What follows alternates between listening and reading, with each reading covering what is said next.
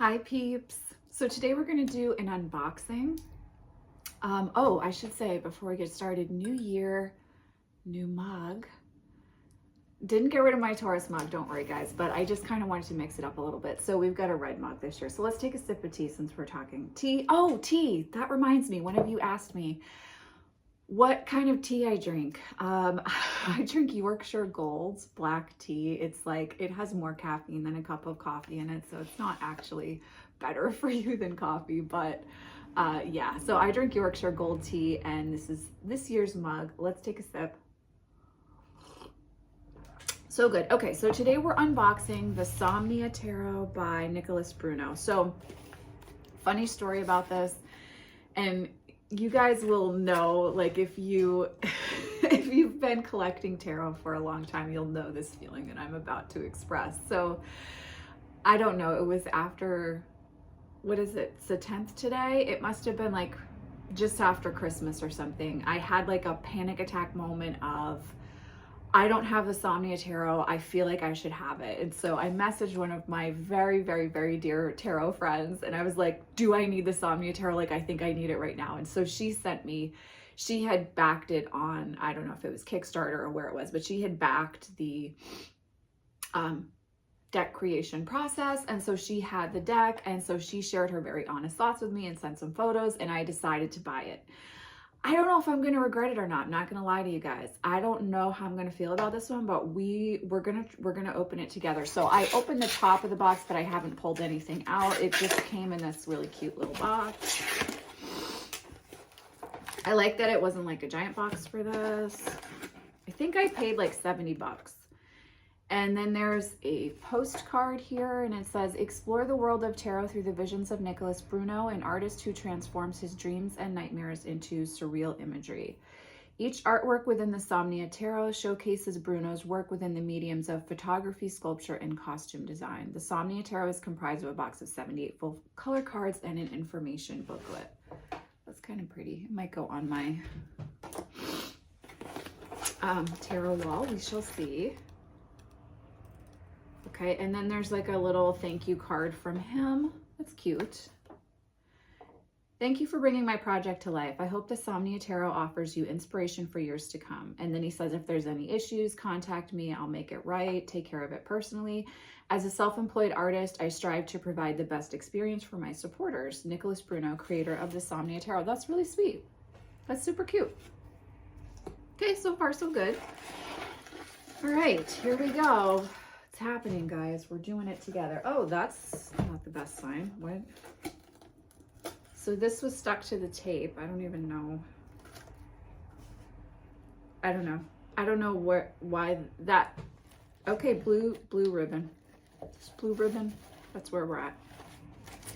Okay, so there's a 10% off discount. And then I'm not sure if this was like his prototype. I don't know, but I have the Emperor here, which is interesting. Or, oh wait, isn't he doing like a new deck, guys, or something? I thought I saw that on his site with like traditional tarot imagery.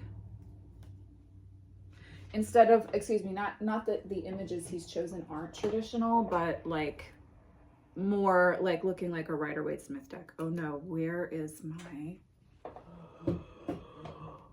best tarot gift ever is not here. Oh my god. Okay, well, we're not going to stop recording, so I'm just going to try to open this. There, it did have a nice blue or navy blue organza bag.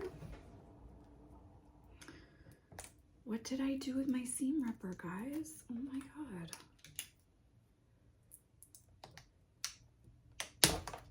Okay, I don't even have nails to break this time, at least, so that's good. All right. Oh, interesting. Okay, so let me move that so you don't have to look at that box. The backing just has the same little title thing that I already read to you. And that's the backing, and the sides. It has like a kind of a faux linen look to it. Oh, yeah, my friend told me, she warned me. I don't like the plain cardboard on the inside. Like, see, this is the thing, guys, is that we get spoiled with our indie decks, and all these little details that don't matter as much in the mass-produced side of things really start to matter when it comes to the self-produced. Okay, all right, so little white book. And then he talks about his exposure to tarot. Okay, so you are literally getting the bare minimum here for guidebook meanings. So if you are, hold on. Excuse me. If you're new to tarot, you're going to want a Tarot 101 guidebook or something like that, just to help you get an understanding of the meanings and how to put together card spreads and do all those things. You're not going to get that out of that book. How did I lose my seam ripper, guys? I'm like more upset about this than I am excited about this deck. I really don't want to fuck up the cardstock. Okay. We didn't totally fuck it up at least, so that's good. All right. So this is the card backing. It has his like little insignia thing here. This is the Darkwood Tarot to compare size, so a little bit bigger than our traditional decks. Cardstock is, it's a thick cardstock. You guys know I don't know the technical terms for the cardstock, but it's like kind of slippery, but not too slippery.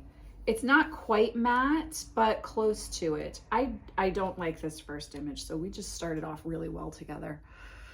Oh, yeah, that's the Fool. I do like the Magician. Okay, I'm down for the Magician. Okay, High Priestess. Oh, wow. Okay, that's interesting. So there's a very puritanical feel to this almost. I don't know if that's the right word I'm looking for, because Mercury is in retrograde right now and I have just been struggling with words, but it almost feels like I don't know, that's such an interesting depiction of the Empress. There's not a lot of sensuality there. It's more of the work aspect of the Empress, or providing nurturing energy, I guess, which I can see, but okay, so this must be the other deck he's working with, right? There's the Emperor. That's interesting. The Hierophant. There's a very aesthetic,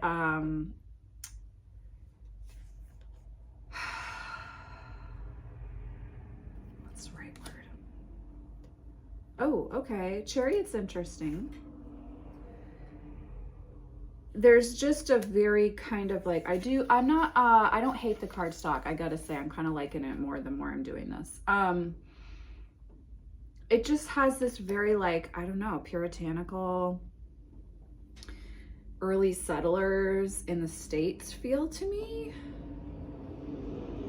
Interesting choice there with the Strength card though. But let me say this though, that's an interesting depiction of the Strength card. I like that the Hermit is by the water. Okay, Wheel of Fortune, not sure how I feel about that one. Oh, Justice is interesting. Okay, yeah, it definitely has this eerie feel to it. I do love Temperance. I love that this is the depiction of Temperance too. Oh, interesting. The Devil is interesting. Okay. All right, I get the Tower. Huh. I don't know if I like this or not for the Star, but I get it. You know when you're okay, the Moon is good. Okay, all right, okay. I'm not hating it. Okay, good. I'm not totally regretting my investment here. The Sun. I like, total side note, I am like obsessed with the ox blood right now, and this is giving me all the ox blood red vibes. So hello. I should say ox blood red, the color, not actual ox blood, just in case. Judgment. I get it. The World. Okay, so those are the majors. So just like right off the bat, first impression, it's very puritanical. It's giving me like puritanical settler vibes. It's very, you could be new to tarot and absolutely work with this deck because it's very much Rider-Waite-Smith focused, and I think you could pull out the various card meanings really easily from working with the majors, at least from seeing the majors. At least you could work with them and build your tarot knowledge and rapport with tarot, most definitely through using his symbolism. I'm really on the fence about if I like it or not, or if I don't hate it. It's almost like I'm not feeling a lot when I work with it. Okay, Ace of Wands I like. I get the 2, and and I understand that this is his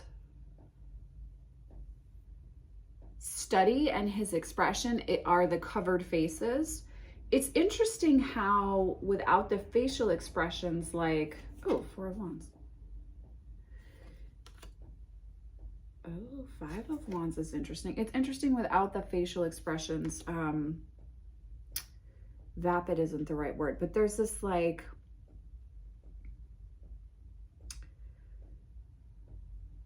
it's a little bit devoid of emotion, which is not necessarily a bad thing when you think about collecting tarot. It's like this is different in that I don't feel much when I look at these images.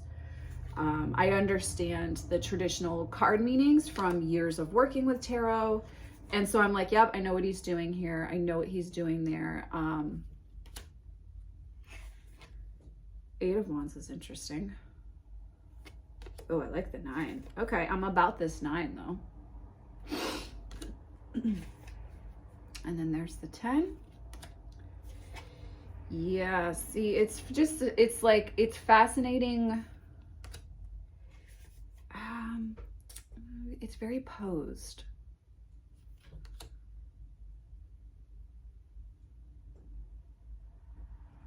Very, very posed. And interesting that the wand, the flame, the candelabra is like coming from the face with the suit of wands. Okay, so now Ace of Cups. I don't know about that too. Okay, I get the 3. 4 is,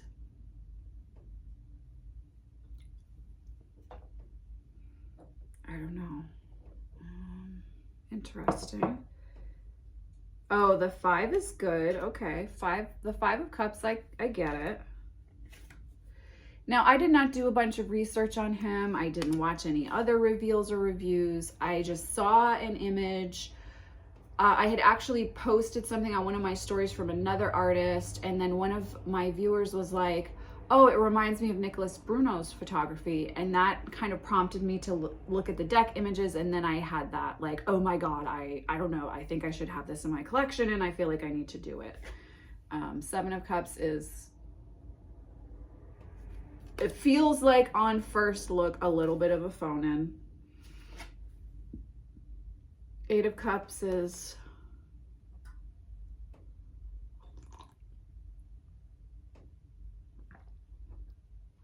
I don't know. I think if I'm going straight up traditional, I would look at this imagery with the 8 as more of like a 6 of Swords. So that's interesting. 9 of Cups is, oh no, I don't care for that, just to be really honest. And then the 10. Okay, so we're kind of phoning it in a little bit here. Like, how does this represent contented family energy at all? I don't know. There's the page. Interesting that he's pouring out the bucket, his cup there. I get the Queen. And I get the king. It's like he hits it with some of them, and then others I'm just not feeling it. There's the swords. Okay, yep. Yep. Okay, so here's 3 of swords, which my friend did show me, and like I get it for his style. It feels like a good 3. It feels like a solid 3. I'm not like gushing about it, but there's the 5. And see the 6, I don't get it. The 8 of Cups feels more like the 6 of Swords. Yeah, the 8 of Cups feels more like the 6 of Swords to me. I don't know. I don't know if I'm getting it. 7, that feels more to me like carrying a heavy load, more 10 of Wands energy than 7 of Swords, which to me is about like stealing and manipulation. So that's interesting. 8 of Swords is like right on typical Rider-Waite-Smith. Okay, I'm intrigued by what's happening there with the 9. And I get it with the 10. Okay, so now we have the court cards here for the swords. You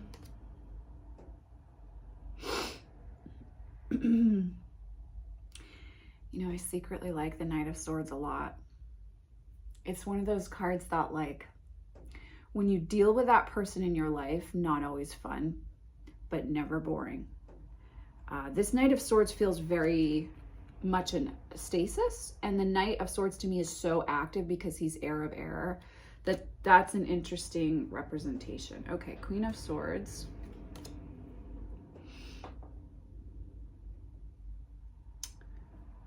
I like the waves. I like the way she's like gripping the blade. I don't know. I've got to sit with like, what is she offering here? The first thing I thought, and I'm not even going to lie to you guys, the first thing I thought was like, is she airing dirty laundry? Like, what is she doing there? But now I see it's like more of, again, words. I'll just leave it. But like, that was my first thought that came through when I looked at that. So that's interesting. King of Swords. Interesting that the sandbags are, some of them are leaking. That one's cool. I'll sit with that one. Okay, now here's the thing with the suit of coins, which my friend and I were talking about. Like, I feel like the earth suit, and it's probably because it's my home suit, and so I have like a horse in the race or whatever that phrase is, but like, I do feel like the earth elements and that suit in tarot can get phoned in a lot. And unfortunately, like, I don't think he did something different with the earth suit for this. It's more just like pips. Like, this is like pip land. Like, okay, I'm sorry. I'm trying not to be cranky about this. But this is all very like, what's that? Like, how is that supposed to represent fear? I guess fear if you're inside of the barrel. Are you stuck? Can you get out? 6 of coins. Okay. 7 of coins.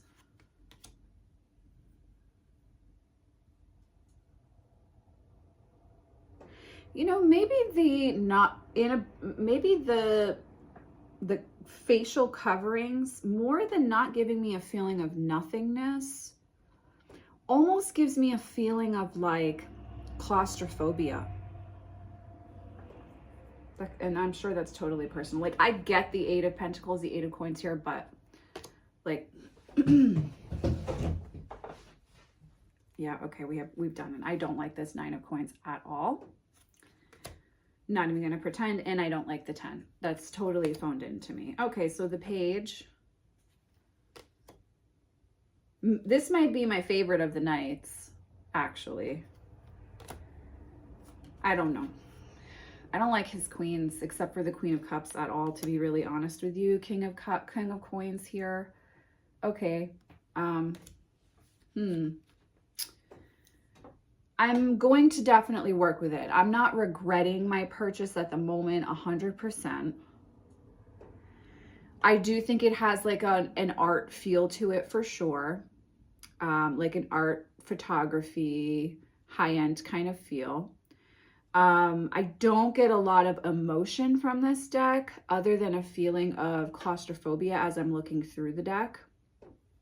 not like full-on claustrophobia, but almost like a hint of it as I'm looking at the humans without any features on their faces. And I do think there are cards that are really beautiful. It's a very still deck, and I can tell just by looking at this that this one's going to take some work for me to find the personality of. So I don't regret this purchase, but I think unless you've sat through this and like really feel a kinship to the artwork, this might be a deck that you could wait on. I'm not sure.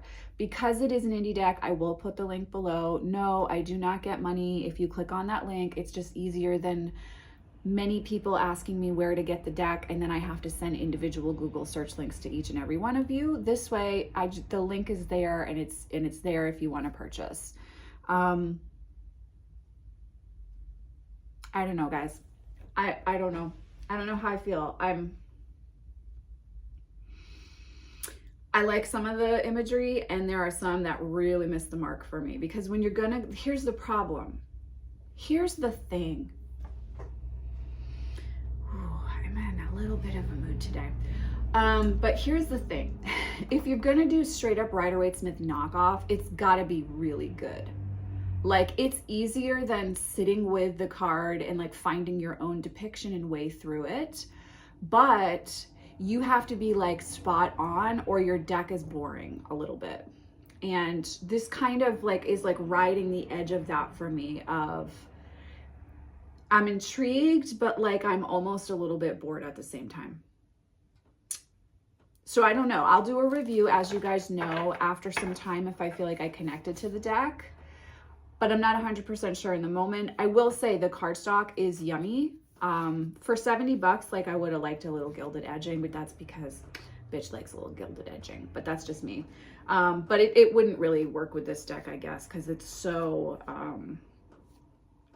the word I'm looking for is not aesthetic. It's like an aesthete, whatever that word is that I can't think of the correct pronunciation for here, but it's like, it's very sparse, bare.